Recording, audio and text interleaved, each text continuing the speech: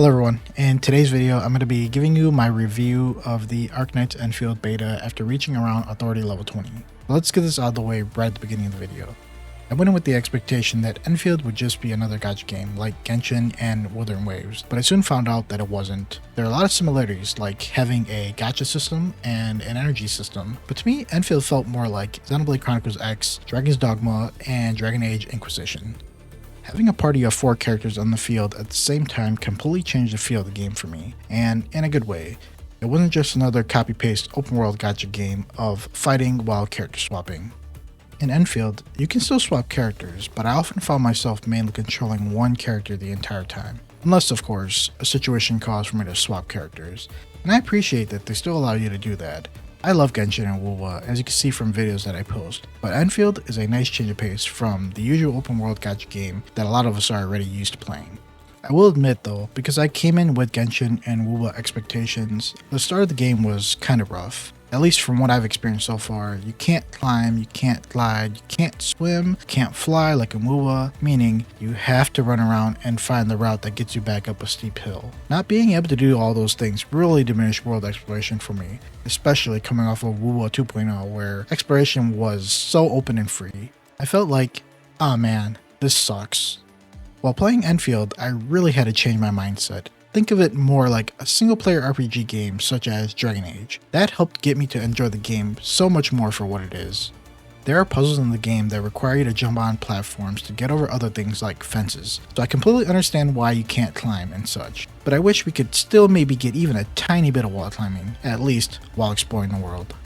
From what I've experienced so far, the map in Endfield isn't completely open world. What I mean by that is, there are regions that split up the map, but you can run to each region without loading screens. The reason for having separate regions is because later in the game, you can change the difficulty of the region without affecting other regions.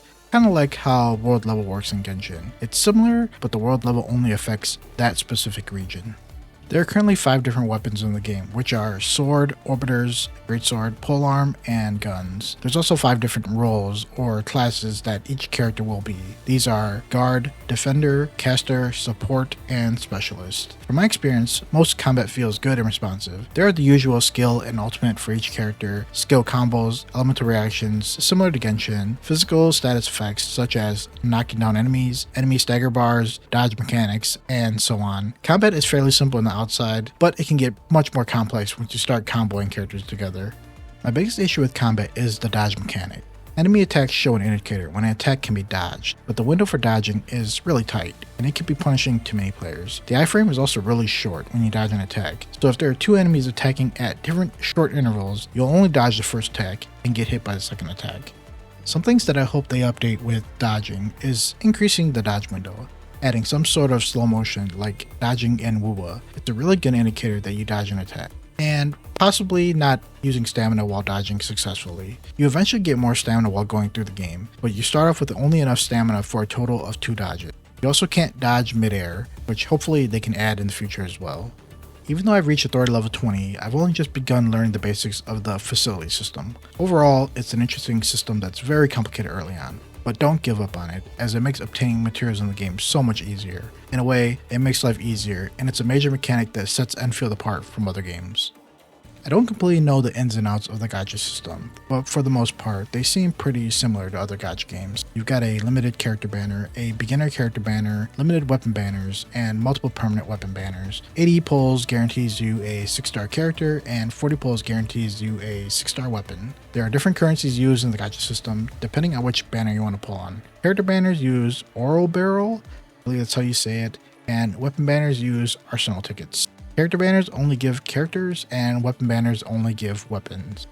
I did hear a lot of things about how the guarantee system works and if pity is carried over into new banners. I've listed a couple bullet points here if you want to know more about how it works. Feel free to pause the video to learn more about it.